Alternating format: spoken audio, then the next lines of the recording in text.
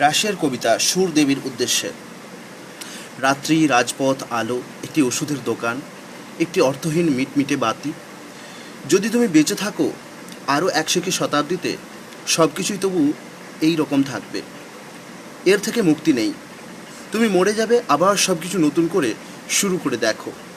সব কিছুরই পুনরাবৃত্তি হচ্ছে, সেই পুরনো কালের মতন। রাত্রি, খালের জলে বরফ মেটানো ছোট ঢেউ, সেই একটি ডাক্তার, তার দোকান, রাজপথ, সেই আলো। রুশ দেশে সিম্বলিজম ও ফিউচারিজম, এই দুই আন্দোলনের মাঝখানে আর এক সংক্ষিপ্ত কাব্যাদর্শ দেখা দিয়েছিল, যার নামকরণ হয়েছিল অ্যাকমেয়ারিজম। এর আয়ু মোটামুটি 1910 থেকে 1917। সিম্বলিস্টদের বিরুদ্ধে এদের বক্তব্য ছিল এই যে লৌকিক ও অলৌকিকের যোগাযোগের ধারণা ভুল। কবির যাবতীয় জ্ঞান এই মাটির পৃথিবীকে কেন্দ্র করেই। কবিতায় এরা শব্দের নানান অর্থ পরিহার করে নির্দিষ্ট একটি অর্থকেই প্রকাশ করতে চান। আফ্রিকার আদিবাসীদের গান, অজানা বিদেশি রীতির প্রতি রোমান্টিক মোহ, প্রেম, বীরত্ব, আত্মত্যাগ প্রভৃতি সরব বিষয় ছিল এদের বৈশিষ্ট্য। আনা আখমাতোফা এই আন্দোলনের সঙ্গে যুক্ত হয়েই প্রথম রচনা শুরু করেন।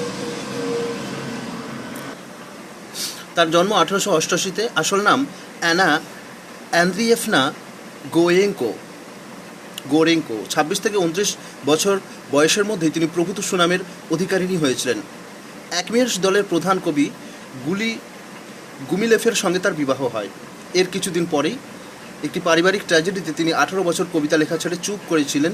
তার স্বামী গুমিলেফ প্রথম মহাযুদ্ধের সময় অসম সাহসে লড়াই করেছেন, কিন্তু শেষ দিকে বলশেভিকদের বিরুদ্ধবাদী হয়ে পড়েন।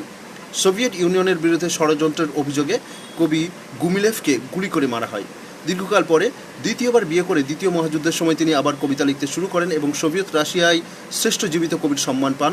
তার নায়কহীন একটি কবিতা নিউ ইয়র্ক থেকেও প্রকাশিত হয়েছে 1960 সালে। কবিতা সায়াহনে। বাগান থেকে সুরের ধারা ছড়িয়ে যায় শব্দহীন ব্যথায়। টাটকা, কটু সাগর ঘ্রাণ ভেসে আসে বরফে গড়া পিরিচে রাখা ঝিনুকে। সে বলেছিল, আমি তোমার আন্তরিক সখা, শুধু আমার পোশাকে তার হাত। আলিঙ্গনের চেয়েও এ যে অন্যরকম, একটুখানি ছোঁয়া। এমনি করেই তার মানুষ তার পোষা পাখি, বিড়াল ছুঁয়ে আদর করে। এমনি করেই মানুষ দেখে সার্কাসের নটি। সোনালি তার লঘু চোখের শান্ত পাতার নিচে রয়েছে শুধু হাসি। আলগা ধোঁয়ার আড়াল থেকে বাজে করুণ বীণা, যেন আমায় বলে, স্বর্গে জানাও নতি, কারণ আজই প্রথম তুমি একা পেয়েছ তোমার দয়িতাকে। নায়কহীন একটি কবিতা থেকে 1913 সেন্ট পিটার্সবার্গ। ক্রিসমাস জোয়ার উজ্জ্বল হয়েছে উৎসবের আলোয়। শকট উল্টে যায় ব্রিজ থেকে, সমগ্র লোকের শহর ভেসে যাচ্ছে কোন অজানা লক্ষ্যে, নেভা নদীর নিম্ন স্রোতে অথবা উত্তরণে। যেখানেই হোক, তার কবর থেকে অনেক দূরে। গ্যালরানায়া রাস্তার তোরণ অন্ধকারে রেখা চিত্রার্পিত। গ্রীষ্মের বাগানে একটি আবহাওয়া যন্ত্র ধাতব সুরে গান গায়। উজ্জ্বল রূপালী চাঁদ হিম হয়ে আসে রুশিয়ার রূপালী যুগে। প্রতিটি রাজপথে একটি ছায়া ধীরে এগিয়ে আসে প্রতিটি গুল্মের কাছে। সেই জন্য অন্ধকার ঘনায় বসবার ঘরে খোলা মুখ ফায়ার প্লেস থেকে আর তাপ আসে না। ফুলদানিতে শুকিয়ে যায় লাখ লাখ ফুল, এবং সমস্ত সময় জুড়ে দম আটকানো হিমশীতল, কামুক এবং অশুভ যুদ্ধপূর্ব দিনগুলির বাতাসে একটি দুর্বোধ্য ঘর ঘোর শব্দ লুকানো। কিন্তু সেই শব্দ তখন শূন্য গর্ভ শুনিয়েছিল,